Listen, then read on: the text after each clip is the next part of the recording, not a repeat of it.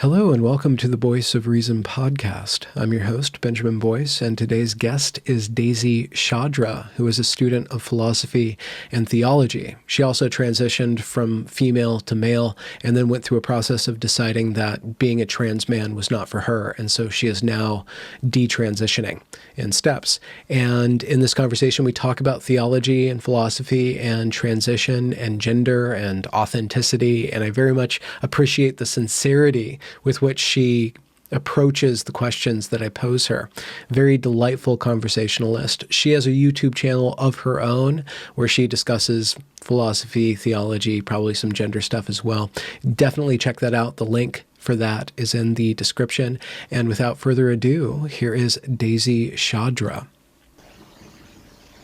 Hello. Oh, okay, there we go. How's it going? It's going well. How are you? I'm good. Have you been successful at anything recently that you want to share? In what context? Anything at all, just some sort of success. I just want to get some positive Some energy sort of in success. Of course. I'm almost done with my semester at school, and it's going well. I had one of my last finals today, and it went really well, I think. And I also just moved in with my boyfriend, and Ooh. that's also going really well. Oh, that's nice. What are you specializing in school? Are you just doing general stuff? I study communication and minor in philosophy. Oh, wow, okay. Philosophy, what's your wheelhouse in that domain?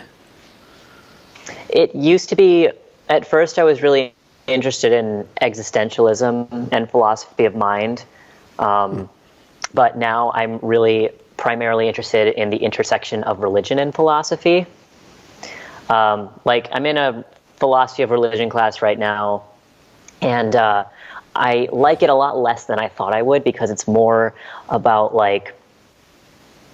trying to answer questions that are very, very speculative, life after death. Do we have a soul? My final paper is on divine foreknowledge and how can free will be compatible with divine foreknowledge. And it's my professor is a very rationalistic type, and you have to answer it just using rules of just pure logic. And it's really, really tough to do that, especially with something as speculative as those topics. But it's challenging in a meaningful way. I'm not crazy about writing about it. It's not my favorite thing to write about. Yeah. What would you be preferring to explore in the intersection of theology and philosophy, or religion and philosophy? I think I lean more towards mysticism and spirituality. I really like Simone Weil. So I don't know if you've read any Simone Weil. The last name? Weil. But she's a mystic, and she writes about metaphysics, but in a less philosophical way. I don't know. It's hard to explain. But you could read some essays from Gravity and Grace to get sort of an idea of how she writes. When was she writing? And she died in the 40s, so most of her stuff came out in the early 20th century, 20s, 30s. She a cloistered individual? Was she up on some mountain alone with her women friends? I actually don't know her life story. I think she had a fairly, I don't think she lived in a monastic life. I think she lived a pretty standard life. I could be very wrong about that, though. I don't know her biography. Have you ever been tempted to go that direction into monasticism, or is there anything romantic about? I mean, there's a lot that's very romantic about it. I would love to just hide away and in the woods by myself and read and write for the rest of my life. But gotta be practical. I don't know. And also I think it's one of those things where there's something that's kind of romantic about it that I think a part of me would like, but as like something that I dedicate my whole life to, I don't know. I like being around people, and I like family is too important to me. I think if something really catastrophic happened, then maybe I would actually consider it. If God or some sort of force of nature severed you from mankind, you'd be fine with that. Yeah, I think so. When did this religion thing start for you? Because was that, I think specifically on your channel, like in your expression and what you want to be talking about, when did that kind of start going for you?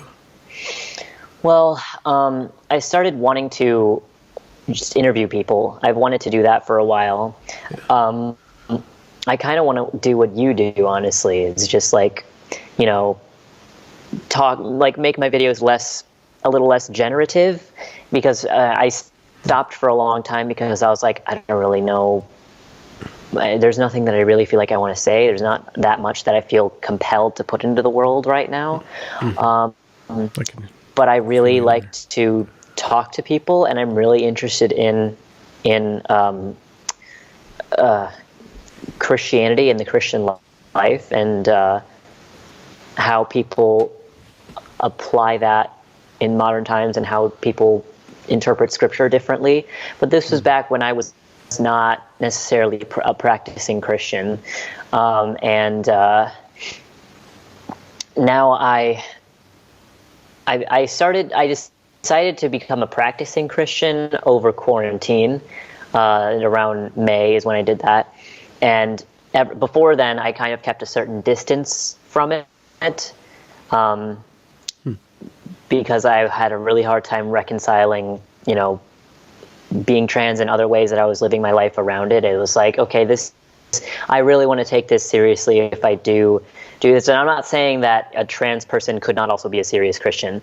I'm just saying that for me, it was very difficult to reconcile, because I knew that me continuing living as trans was going against my convictions, because I had already been having a lot of like feelings of doubt. And so it was like every day that I continued to live as a trans man, I was lying to myself and going against my convictions at that point. But yeah, I found it a lot easier to talk about God when I sort of embraced it more. I found it kind of awkward talking about God as somebody who was was still really outside of it, or even still kind of had a relationship of tension with it.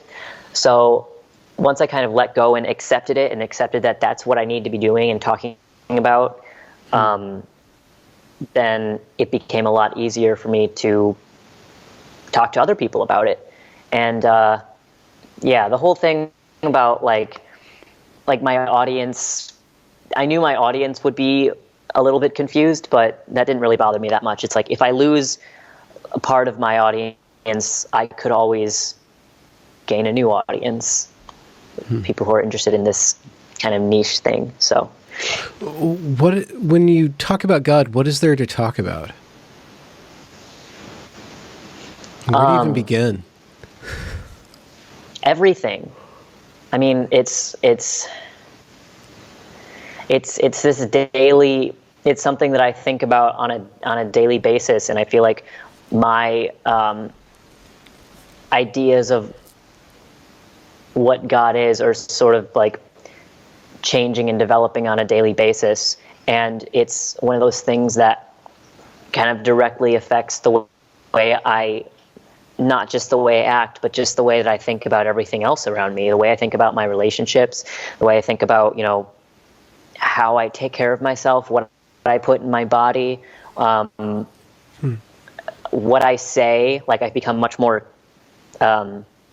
cognizant of what I say, and making sure that like it's not only true, but it's also like not something that's going to I don't know. I'm just a lot more cognizant of everything that I do. It's given me this new sort of awareness. But I also think it's profoundly interesting that that people who worship the same God as I do live very different lives. And as someone who's like very new into this and is like kind of overwhelmed by how multifaceted faith is, it's like it's become my favorite thing to talk about.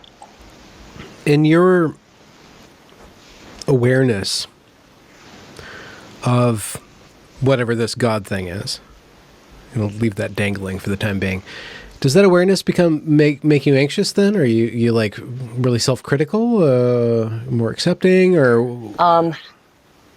Well, I've always been self-critical as a person, but I think I wouldn't say it makes me anxious.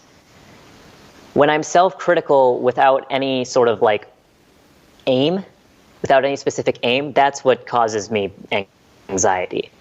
It's because I'm just flailing. I don't really know what I'm doing. I'm not sure of myself. And this kind of, people always say that like religion is a source of comfort for people, but that always bothered me. I wouldn't call it comfort, but I also wouldn't call it discomfort. It's just kind of like the stakes are higher, but also it's like it's really hard for my self-criticism to veer into self-hatred now. Okay. Because I recognize myself as something that was created, and that that has a purpose. Okay. And since I've embraced that notion, it's hard for me to be self-critical in a way that is not also productive and meaningful. Is there, in becoming more aware of yourself, is there like a blanket awareness? Are you projecting that something is paying attention to you, and so you're paying attention to that attention that's coming from, let's say, God? There's like this background radiation of awareness that you are accepting into your awareness, or? I mean, why are you being aware? What is it about God or religion that's causing you to be more aware of yourself, your actions, your words? I mean, it's hard to not think about God as sort of this. I try to not overly personify God. I think that people overly personify God as someone with eyes and a mind paying attention to us all of the time and is constantly judging us in our every move. And that is I understand fully why people, even in the Bible, that's kind of how God is talked about, God the Father, which I still think that that's an apt word to describe what God is. I like the use of the word Father. But at the same time, it's the reason why so many people find religion to be oppressive. Why has it raised my awareness? Well, it's funny you say that. I mean, my theology has been changing recently. I at first kind of took a very sort of dogmatic stance, and especially in the way that I interpret scripture. When I first, I was like, okay, I have to, basically just assume that every single word in this book, every sentence in this book can be applied in modern times exactly as it was when it was written. And it's like, no, I don't think that is accurate. I think that God brought us past that. God has developed us as a species. I think what Paul writes about women in the church, and how he wrote women can't teach in the church, they should be quiet. I think that the verses on homosexuality, it's I fundamentally disagree with those verses, but I'm not going to ignore them. They're there. So I think it's really important to take in the historical context of why those verses were written, and also recognizing that they are divinely inspired, which I tend to want to believe that they are. So, I don't know. I guess I'm becoming a little bit more liberal in my theology, and I think that that's a good thing because it has not weakened my faith at all, and it has not compromised the way I view the omnipotence and perfection of God and of Scripture. So yeah, I kind of danced around your question, but no, this is all a dance, and thank you for dancing with me about this. In that passage through dogmatism, was there something about that form of belief that was necessary for your transition into faith? Was there something else that you were believing just as dogmatically, and then you took that dogmatism and you applied it to, let's say, this Bible thing? Or was there same sort of attention on belief that you transferred over? I mean, I wanted to have a solid, unshakable foundation. I mean, when I first, converted, I had this like explosion of passion and unrestrained striving that I was like, whatever you want me to do, I will do it. Like, I will obey you, and the way that I know to obey is by what is written in this book, which is the closest thing to the Word of God that we have. So it's like, I don't want to put my opinions over it. I don't want to put my feelings over it. And I still, when I read Scripture, I still am. I submit myself to it, in that I don't read it to try to criticize it. I don't read it as though it's like just something that some people wrote in order to, like, control the people in their community. But I was kind of brainwashing myself, trying to get myself to believe, trying to change my worldview fundamentally. And why? Were you it's like, really upset with your previous worldview, or upset or some sort of negative feeling for that? Or no, I just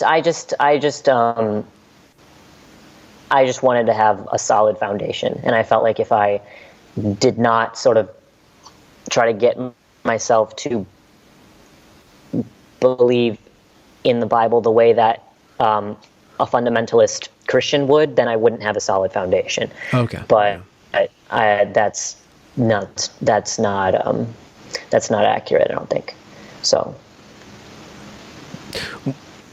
what do you think about gender in the context of Christianity? The embodiment of gender. I guess we have to back up and kind of define gender. Do you have a definition of gender that we can use? I think gender is a mixture of social constructs and biological hormonal realities. I think gender in a lot of ways is this, like, gender is, I think, for the most part, immaterial, in that, like, I think of gender as femininity, the essence of femininity and the essence of masculinity. I don't think of it as gender identity. I think that gender identity is kind of just a proclamation. I don't mean to. I mean, I don't want to say just as in this. I want to dismiss the entire concept of gender identity, because it was a significant concept for me, and it is for many other people. But, like, I don't think that gender is this sort of essential, innate, unchangeable psychological part of someone that could be compared to, like, someone's sexual orientation. I think gender dysphoria is something that is, something that someone could struggle with, and obviously that's, I guess, similarly to someone's having a different sexual orientation, that's not something that someone controls. But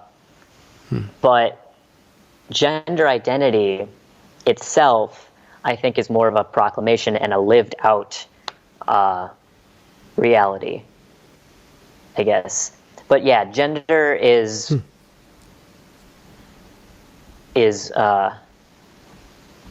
immaterial and social and has to do with the essence of femininity and masculinity.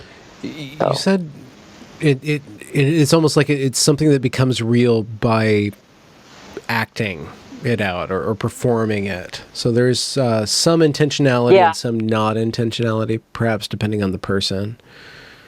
Yeah, I think so. I mean, that's how I always defined gender. Well, maybe not always. I think when I first started identifying as trans, again, I wanted to have a very solid foundation of what I was doing and why I was doing it. Yeah. And so I was like, very much like, I have a male soul and I have a female body. They're contradicting each other. And so I can't change my soul, so I have to change my body. Which, funny enough, I was not a religious person at the time that I transitioned, but that's a very religious statement to say, inherently. Was that language from your background, or you just adopted it from your culture? I mean, did you grow up with those religious principles, or did you find them laying around? I think I've always been somewhat of a religious person, even though I didn't have a label like Christianity. I was kind of just generally thought in a religious way. I was, but yeah, and also I just kind of adopted it from the culture. I mean, I transitioned in 2015, which is when sort of the trans explosion happened. And I became familiar with the terminology of being a man born in a woman's body and a woman born in a man's body. And I had heard that before, but I kind of thought about it as pre-2013. I kind of, it was kind of taboo. People didn't really talk about it. And I also spent a lot of time on the internet and watched trans YouTubers go through their transitions and heard them, listen to them talk about their feelings and their experiences. And it wasn't something that I immediately clinged to at first. In 2013, 2014, I was like, okay, I don't think I'm a man because I don't have physical dysphoria. I don't have the type of dysphoria that these people are talking about. But I knew that I wanted to embody a masculine aesthetic. And I didn't feel comfortable in my skin as a girl, which is hard to explain if you don't have physical dysphoria. I just didn't want to be seen as a girl. Pardon me for asking this, but was there a component of eroticism or sexuality in that? And I ask this specifically because it seems to be the case that males and females, there's different motivations in there. So I just want to see if there's, or what component of the sexuality. I think there might have been some kind of confusion with what I desired and what I wanted to be, because I've always been attracted to men. I've always, I've had a pretty stable sexual orientation throughout my whole life. There was a second where I thought I might be bi, went on a date with a girl and was like, no, I'm not bi. And that was the end of that. But I think somehow, for whatever reason, there was some sort of confusion of okay, I'm attracted to this kind of person, and I also kind of want to be that person. That's what makes the most sense. It's not like what is it called? What's that? Autogynephilia. Autogynephilia. Yeah. First of all, I've only ever heard that term used to talk about male to female individuals, but it wasn't exactly an erotic thing at all for me. I just really felt like I could only be confident if I embodied a masculine aesthetic.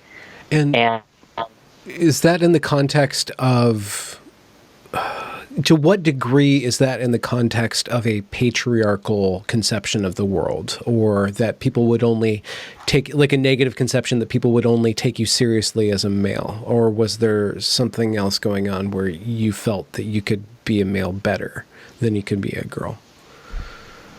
Well, yeah, I use that language like I'm really bad at being a girl, which is really silly to think about now, but I was young. And yeah, no, I think that there was, for lack of a better term, some kind of internalized misogyny, because I really don't think that I remember being in 8th grade, and I've always been really insecure about my intelligence and how intelligent I'm coming off to other people. And like you're too I was smart really or not smart enough? Like I'm not smart enough. Okay. And I was really, it was like, I think I would have rather been perceived, if I was going to be perceived as dumb, I did not want to be perceived as a dumb girl. I wanted, like, being perceived as a dumb guy is like kind of less frowned upon, I feel like, you know, like, I don't know. So I think there was definitely an element of like, I'll be taken more seriously if I transition, even if I didn't consciously think that or admit that to myself. There was a lot that I didn't consciously admit to myself, like not having physical dysphoria. Yeah. Okay. And using the concept of a soul as your anchor or as your guide, kind of might negate this question, but in the pursuit of becoming a male, to what degree did you craft a persona that you wanted to be? So I used to, I wrote a lot. I wrote like character-driven short stories when I was growing up, and I could only come up with male characters. I could only write male characters. I would try to write female characters, and it just wouldn't work. I would stop writing about them. I would neglect them. And so I think that definitely sort of aided my idea of like what's the ideal male persona that I could embody. And I really wanted to be like this, you know, quiet, intellectual, kind of nerdy, gay trans boy. That's what I wanted to be. I thought that I would be more physically attractive too. There was a lot of vanity involved, and like, I think there is a lot of truth to that, because after transitioning to male and then transitioning back to female, it becomes so clear how female beauty standards are very much a thing. There's very much a discrepancy. I mean, I think most people know that now. I mean, it's like one of those things. Like it's not very controversial to say that female beauty standards are different and higher than male beauty standards. But even though, like, objectively, I look better as a woman, I feel less attractive. Like it's odd. I mean, probably having a deep voice and a flat chest has to do with that as well. But I just felt like it was easier for me to adopt this sort of like carefree, sort of effortless swagger with being a guy, whereas with being a girl, you know, I'm kind of back to feeling like, oh, I'm a little awkward. I'm not embodying femininity the way that other girls do, and therefore I'm less attractive. And I think I'll grow out of that. I think I already am growing out of it. Like, I can acknowledge it and also have it not, you know, be this huge crippling point of insecurity. Does that, could you, I guess, maybe poetically or however you want to, explain the feeling of stepping back into being a woman and those expectations? Like, is that constrictive? Is it, are you like always disappointed with yourself? Are you projecting that? Do you know if you're projecting that, or do you feel it coming from society, from the people around you?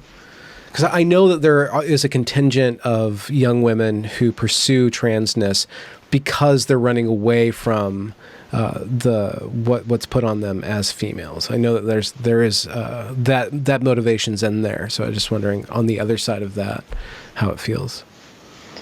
Yeah, I was certainly running away from what I felt was being put on me. Which is why I would often say, like, I can't imagine myself being a woman. I can't imagine myself being what I imagined that would mean. You know, I would look around and be able to recognize that there's a multitude of different ways to be a woman. You don't have to be like this bombshell, like, you know, thing that is on magazines. Like, you don't have to be that. You can be a fulfilled person and not be that. And you don't want to be that. So it's like, and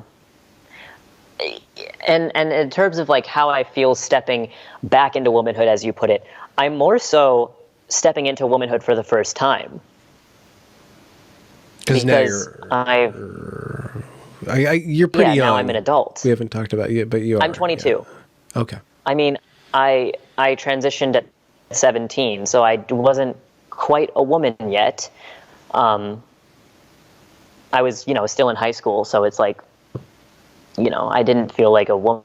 I didn't feel like an adult at all. So I transitioned out of girlhood and lived as a man for a few years, but I still didn't feel like a man because I didn't look like a grown man. And I also, wasn't one. There was that, feeling of incongruence. Like, yeah, people see you as a man, and for all intents and purposes, socially, you're a man. But at the end of the day, it's like, you're not.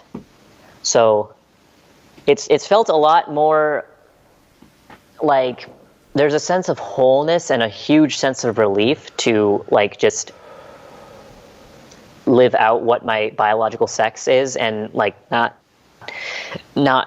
care about, if I come off as very androgynous to other people. That's one thing that I thought would be really difficult, is to like not be able to be immediately categorized by people. But I found out as I'm going out into the world as a woman more often, it actually doesn't bother me at all. I'm still in the very early stages. I'm not going to be living full time as a female until January, so we'll see how things change then. You said something about incongruence, that you mentioned an incongruence in two different places, and I asked this because I think we can move into wholeness, or the topic of wholeness, beyond just gender, just using the topic of gender or your journey as a way to approach that. But you said that there was incongruence between your male soul, so-called, and your female body before you transitioned. And then when you transitioned, there's this incongruence between your female body and this male persona. So it's like you kind of put the incongruence was just foisted maybe from inside to outside in a way. Yeah, no, that it makes sense. The incongruence was more tangible, I think, is the way to put it, because I didn't know what I was really talking about when I said I think I have a male soul, and I don't even know if that's what I literally meant. I think that might have just been the language that I would use so that it would make sense to other people. But when I transitioned and I was, progressing in the transition, and especially after top surgery, when there was no more physical changes to be made, it's kind of like, okay, this is my body now. I don't look male. My body looks almost exactly the same. I just have a flat chest and a slightly more masculine face. It's a female, like, it's still a female body. I don't like it's. So there was that, and that only really bothered me when I was not in public, because if I'm in public, I became very self-conscious of my body. I like developed like severe body image issues that I did not have pre-transition. I was pretty indifferent about the way my body looked. Like I was like, yeah, it's fine. But I would like wear long pants and long sleeves throughout the summer as much as I could, because I was insecure about how skinny my arms were. It's also really difficult for me to gain mass, which I tried. And like, I thought that when I got top surgery, I would be able to like, be able to like go to the beach and the pool and stuff with my shirt off and like feel good about myself. But it's like, no, I feel like I look jarringly skinny for a guy. And like, I feel like I look very, very abnormal. And I did. People would stare at me if I was somewhere with my shirt off, like a public pool or a beach or something. And I was like, oh, this is not good. This is not what's supposed to be happening. I am not supposed to be now having body image issues post-transition. It wasn't even connected with gender. It wasn't necessarily like, oh, I don't look male enough. It was that I feel like I messed myself up. Like, it was very explicitly like, I really feel like I messed myself up. So I realized that, and I was like, okay, I have some things to think about for maybe a few years. Because I was like, I really don't want to go back. I don't want to detransition. That's a pain. Like, that is such a weight to carry. But it's like, how so? Yeah. Wait, how so? I mean, while you're thinking it from that position. Because it's like I felt trapped, and it's like I knew what was reversible and what wasn't, and I knew that I was going to have to live with the depth of my voice and the flatness and male construction of my chest for the rest of my life. And it's like I just didn't know how I was going to handle that. I didn't know how I was going to handle just making all of the practical changes as well. And it's like I thought it would be really embarrassing. And it's not really embarrassing. It's just, embarrassing is not the right word. Or maybe it is. I don't love talking to people and just like announcing to everyone in my life. Like, I like talking about my identity with in one-on-one conversations, but it just seems a little bit invasive sometimes to tell people who possibly didn't even know I was trans in the first place that like I'm detransitioning. It throws people off. It throws people off, especially when they don't know in the first place. So, I'm really grateful for social media in that way. It's been a really helpful tool in like coming out to people. Yeah. But what about the so-called, and I don't say that derogatorily, but I say that because it's not really a community, but the LGBT community? Like, there's this image of the community. To what extent were you attached to that, and to what extent was that facilitated your transition? And to what because I know in speaking with some detransitioners that they had to actually work themselves out of that community as a part of their transition. But I know you're kind of you kind of exist in this own liminal space where you're having conversations with a lot of different people. The LGBTQ community is, I think, about authenticity and being true to yourself. And I really value those things too. And so I think that attracted me to it. I mean, it wasn't like, oh, I want to be a part of the LGBTQ communities. Like, it was kind of just something that I ended up being a part of. I mean, it's more of the ideas surrounding like The trans discourse, which is very much the same, authenticity, being true to yourself. And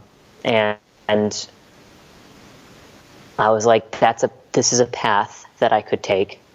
And a lot of other people who have taken this path,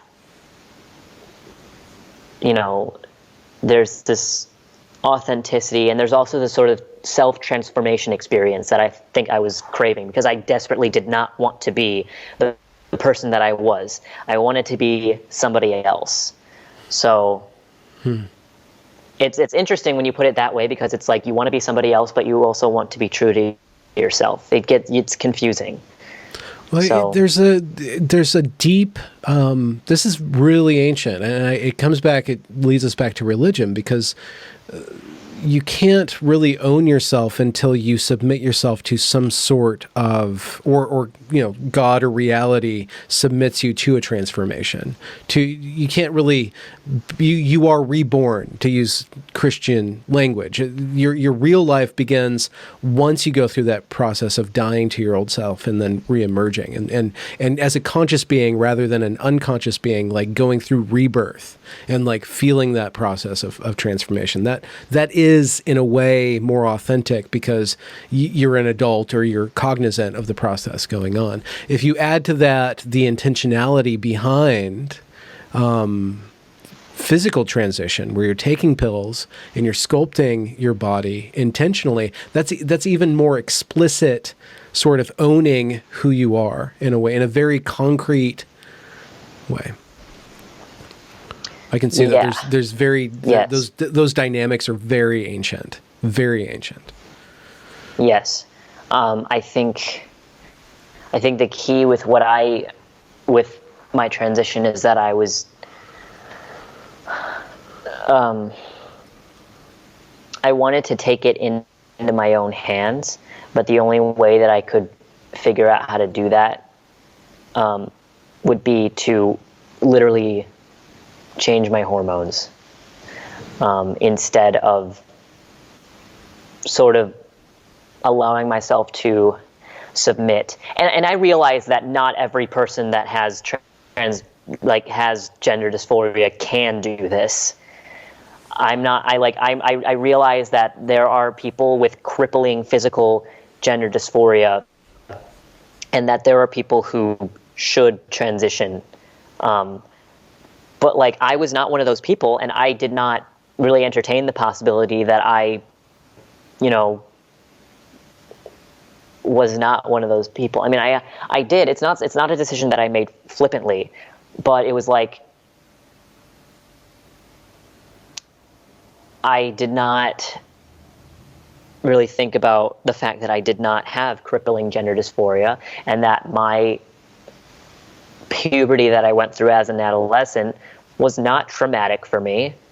I did not find distress in, developing a female body. But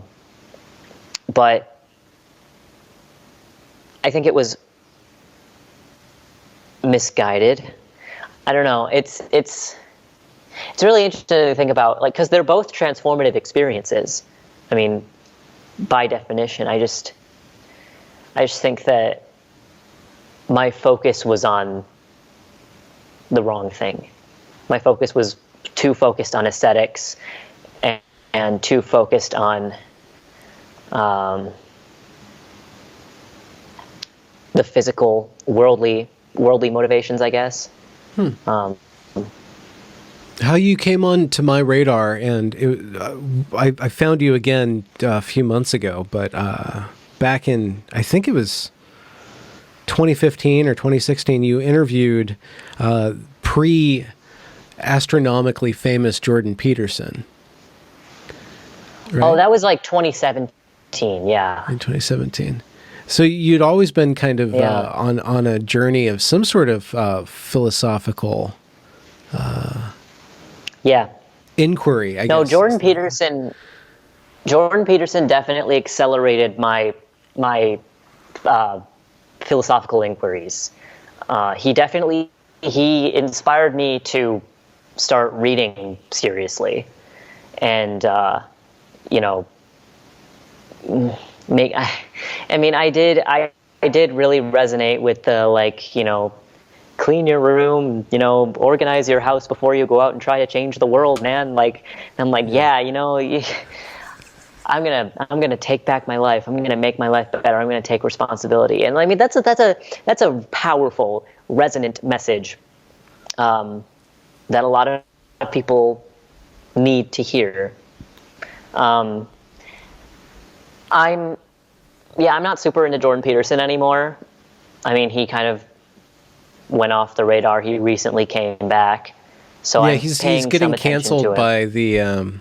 I bring him up partially because he's got a new book coming out in March, and the Penguin Random House Canada did a special town hall about saw them that. publishing that, and like there's like How many times can one man get canceled? they're trying to cancel him again. They're like crying into these like Zoom meetings about how he's gonna erase the existence of their non-binary friends and stuff. It's like these. You can't erase. No one is powerful enough to erase someone's existence. Why would you give him that much power? It's so weird that they give him so much power. I don't understand why. If you look at his message, really it's do. just. I guess it's kind of conservative in a way, but it's really weird and Junged out. Like, it's trippy as fuck. This guy is like mushroom cloud heaven, Very. And then when you get back into like the nitty gritty, it's like clean your room, make sure that you're not lying to yourself. I guess the core of it, has a conservative message, but he hasn't, like, that, like, trans controversy that he got into was like 4 years ago. It's like, I don't know. And yeah, he misread the bill, which is problematic. But I really don't think that he said anything. Whatever. I've defended Jordan Peterson enough on my platform. Yeah. Well, okay. So I think it's a good talking point because I think he, for whatever reason, instigated a whole lot in a whole lot of people's minds. He triggered people in a way to start reading, to start thinking, to, stand up for yourself, et cetera, et cetera. And I just want to plot, like, since that interview in 2017, like what was the next step of you kind of reading, like, and how did you get on the track where religion is something you want to actually not just practice, but think about? It took a while after my Jordan Peterson obsession sort of petered out. Like, I saw him do like a live, not conference, but I saw him speak live in Chicago in May of 2018. And then after that, I kind of didn't pay attention to him as much. And around that time, maybe actually a few months after that, was when I started to actually think about Christianity seriously and think about God seriously. Why it's Christianity?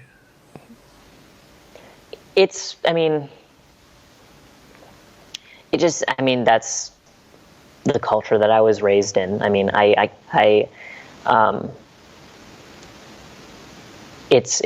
It resonates with me the most. I think that there's this sense of completion and wholeness to the whole narrative of Christ.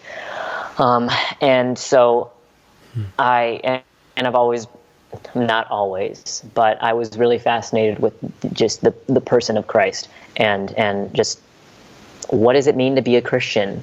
Is this something that I could be possibly? And I was still trans at this time. So, again, I kept a sort of distance from it.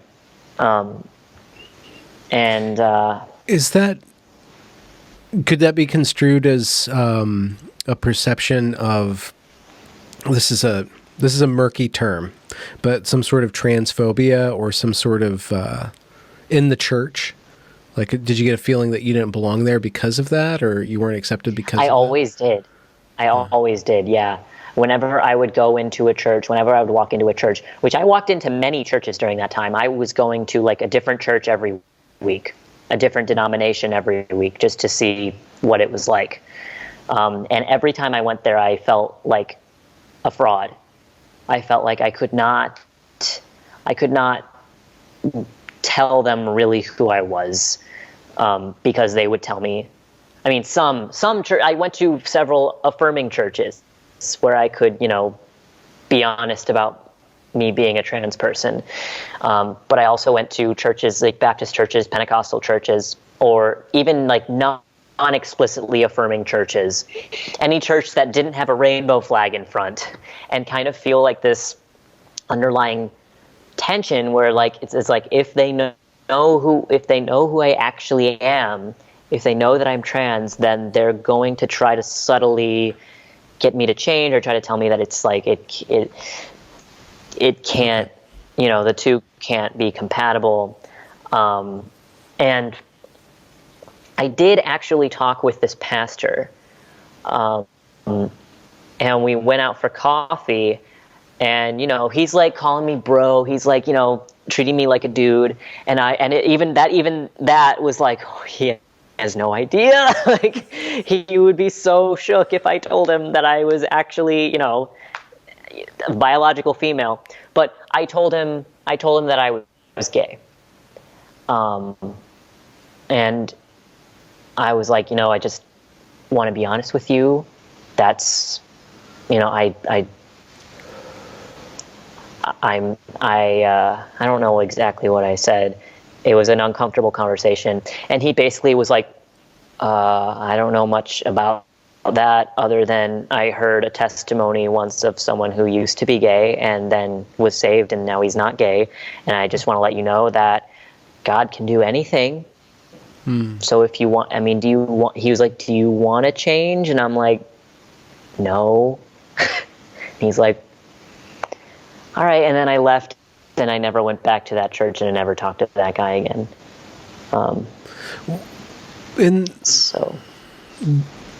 To what degree is religion necessary? To what degree is church necessary? To what degree is community necessary in order to establish communion with the transcendent? I don't necessarily think that it's needed. Simone Weil, who I talked about in the very beginning of this, she was not a part of a church. I don't think you have to be a part of a church. I just personally want to, because I value the community aspect of it, and I want to talk to people who think about God as much as I do, and not necessarily think of God in the exact same way that I do, because I don't think that I can find another person that thinks about God exactly the way I do. But I just like the community aspect of it. And here in Illinois, it's like we're doing really bad in terms of COVID cases. And so we're moving into like earlier stages of the lockdown. And so it's really hard now to find a church that is actually doing in-person services, and so it's just live stream stuff. And it's like I watch the live streams because I want to find a church, and I want to carefully watch these sermons and try to get a feel for it. But it's really hard if you can't actually be there and talk to people. It's like it kind of defeats the purpose, not the whole purpose, but a lot of the reason why I want to join a church is like to get involved and connect with people, and it's like I can't really do that. Yeah. So we're all in a monastery now. Pretty much. Yeah. What do you imagine? This might be a weird way of putting it, but in what direction do you want to create Christianity? I really do think it's a kind of, whether you like it or not, it really is something that you have to create in your own image, or you have to make something of it. You have to do something with these stories, these ideas, these thoughts. Like, where do you think that you want to go with that? What do you think is what you're building now? What's the foundation or the story or the thing that you're making with it? Yeah. Going to. That's a huge question. I keep going back to the idea of wholeness, because I think Christianity is something that's has always been in the back of my mind that I've either chosen to neglect. Yeah, just something that I've chosen to neglect in times where I was not, a Christian.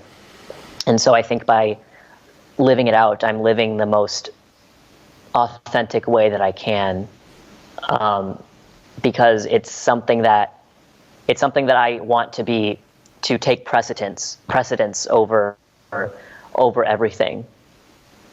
And I want it to, I don't know, I felt weird just saying what I want it to do for me. Like, it's the idea of glorifying God has to do fundamentally with yourself. A lot of fundamentalist Christians kind of take this philosophy of like, you are nothing. You are just the creature, and you're put here to obey, and you need to put your feelings and what you want aside because you are, you're innately depraved in sin, and you can't trust what your flesh wants. You have to trust what God wants. And it's like, no, I mean, maybe there is an innate part of everyone that actually wants to live with God. And maybe I have found that part of myself, and maybe I have to nurture that part of myself. While also, the things that I did that I knew were not with God, that were not glorifying God, I always felt this sort of sense of guilt behind them. I just didn't want to, I don't know, I didn't want to go there. I didn't want to be like, maybe since I feel bad about doing this, I should stop. The most obvious things I can think about were, it wasn't always guilt. It was more of a feeling of like, just a feeling of negativity around the act, whether it was, playing Grand being Theft trans, or being okay. I feel bad about. Okay, I don't know. How I felt about being trans wasn't guilt. It wasn't like I'm sinning, I'm being bad, I'm being a sinful, horrible person. It was like, this is not right for you. This is not right for you. This is not what you should be doing. This is not going to, yeah. But there were other things like, smoking weed and drinking it excessively, where it was more of a feeling of guilt that was associated with it. So the point is like, I'm now able to sort of with a little more clarity discern what I should be doing and what I should not be doing. What I should be saying and what I should not be saying in any given moment. Where does that knowledge come from? How do you know that you know that? And that's kind of a trick question. I don't know if you can answer. I don't expect you to answer it. But how do I know that I know what to do, what not which to do? part of me? Is this are we going back to Peterson's Pinocchio? My conscience? Yeah. Well, I think the idea of conscience comes from God. I do like C.S. Lewis's explanation of morality, his argument for the existence of God from a moral standpoint. But I'm talking, sort of beyond morality and evil at this point. But he basically argues that if you're in a situation, we are able to know innately what we should do in a situation and what we should not do. And then our will is the thing that is, part of our human nature, our flesh, and is like going to do what it wants to do. So like if you see somebody in need, but it would inconvenience you to help that person, you would still know like what the moral option is. It's to help the person. And we can recognize when something isn't fair.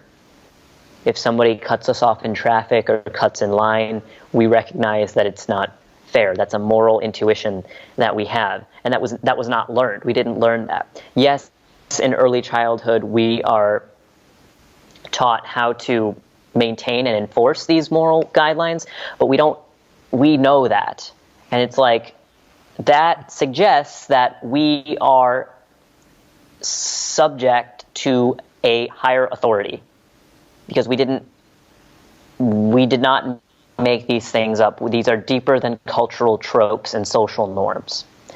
So I like that argument, but I think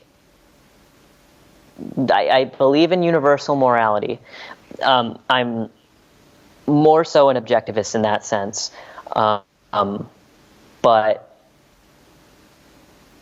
I also think that there has to be room for, I think fundamentalism does not take into account that people are different. People are not meant to be exactly the same, in a uniform way. Like not all women are meek and quiet, and that's good. Like and not all men have inclinations to be protective and strong and masculine, and it's like that's good. That's as it should be. That's how they were created. Yeah, I don't know if that answered your question. It's a big question. Yeah. When do you get to not be a college student anymore? May. I guess okay, May, and that's your bachelor's, or you finishing up with your doctorate now? My bachelor's. Okay, so I'm definitely interested in grad school, but it's not something that's going to happen like next year. It might take a few years, and I also want to give a lot of thought into what it is I want to actually study. I didn't want to major in communication. I thought it would be something that I'd be good at and would be practical, but I wish I had double majored in philosophy and religious studies, but I would have disappointed my family if I did that. I mean, you seem like a fair communicator as it is, and so. Thank you. Yeah. What's up with your channel then? I know being a student and running a channel isn't the easiest thing to do. Yeah, I want to continue doing interviews. What I want to do now is kind of do like an interview and then a video where it's just me talking about something. And now that I'm open about my detransition stuff, there's a lot more things that I could talk about. One of the videos that I want to talk about is the idea that I was never trans, because I've heard that a lot from like mostly trans people saying like, okay, well, you were never really trans in the first place. And it's like, that doesn't make any sense. But yeah, that's what I want my video to be after my next interview. And I honestly don't know when that'll be. I really appreciate your that you've situated the agency inside of you. I really appreciate that, and that's the best way to go about this. But I'm wondering also, I have to ask you, to what extent is the people who enabled you to modify your body without a very severe diagnosis of gender dysphoria, what do you think their responsibility is? Not just for you, but for many people like you. Do you think that the medical establishment should do what they did with you, or is there a big thing to be talking about with regards to?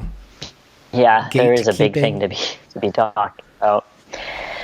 Yeah, I don't feel like I have been intentionally harmed by the medical providers who provided me with testosterone and who gave me a double mastectomy.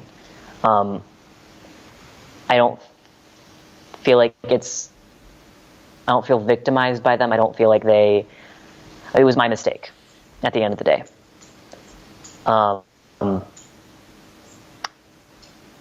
But I really hope that people at least admit that there's some kind of epidemic going on. There's some kind of epidemic on the rise, and it's very deeply concerning. And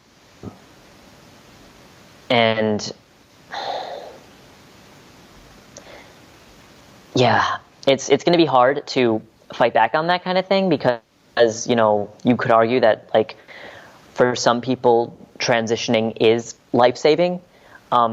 So to make it more difficult for somebody to pursue that for themselves is not going to be like something that will be. I don't want to say it won't be easy, because it's like, it makes it sound like I want people to have a harder time. But I think I should have had a harder time. I think there should have been more gatekeeping for me, because it's like, I mean, it was all so easy. Like, I didn't have to do any kind of psychoevaluation at all. I basically just had to say, like, yeah. I basically just had to say, like, yeah, I'm trans. I identify as a guy. I have dysphoria in some vague term, and they were just like, here's your testosterone. This is probably a huge other conversation, but do you imagine that there would have been resources, or there can be resources crafted that would have hit you in the right way to make you think twice, that are not necessarily invasive or gatekeepy, but just a resource out there, a voice, a story, even a psychological mechanism or something like that, school of thought? I mean, I know that there are. What's the name of that woman? You've interviewed her before. She's a therapist, and she's taking, like, gender dysphoria therapy into, like, a different direction, not a non-affirming direction necessarily, but, like, one that's not super eager to, like, put kids on hormones. What's her name? Well, there's Sasha, who's my mainstay. I think Sasha. Yeah. With the great hair. I think that's it. Yeah.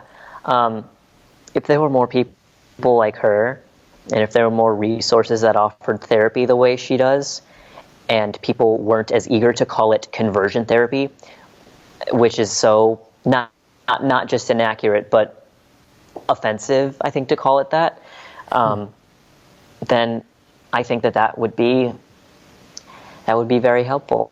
It could save a lot of people from making the same mistake that I did. And I don't even like to call it a mistake, but, like, you know, because it's like, I would probably still be wondering if that's what I should do if I had never done it. But maybe seeing a therapist like that would have provided me with a sense of clarity. If I had, you know, the cognition at the time to understand that, because I had people in my life try to convince me that it wasn't the right thing, and kind of, you know, tell me that, like, I can be a masculine woman, and it just didn't resonate with me. It's like, yeah, I know I can be a masculine woman. I don't want to be a woman, period. I am not a woman, period. So I think you're a saint, whatever else you are. You have a very bright soul. It's not just your TV off the screen. Oh, thank you. Thank you. So you're going to be working on your YouTube channel. Anything else that people can follow or hook up with you? You can follow me on Twitter if you'd like. Do you do the TikTok, Snapchat thing? I don't post anything on TikTok. Please don't try to add me on Snapchat. That is private. But yeah, I would say Twitter. I think it's, just search Daisy Chadra. And I'll link it down. Yeah. Do you have any message, like some final message about? We opened up with the success, I guess. Is there like the most what keeps you being confident in your day? What's something that keeps you positive? Thought or something. everything that is ever meant to happen will happen. That's Everything. like Yeah. That's given me a lot of counsel or comfort in this whole detransition thing. It's like, this is supposed to happen because it happened. So. Poetry is everything inevitable. That's my motto. Yeah. Well, cool. Thank you for your evening. I'm going to end the recording there. Congratulations for reaching the end of the podcast. If you enjoyed this product, consider donating to this channel via paypal.me/Benjamin Boyce or joining me on Patreon. Also follow me on Twitter at Benjamin A. Boyce. Have a good night.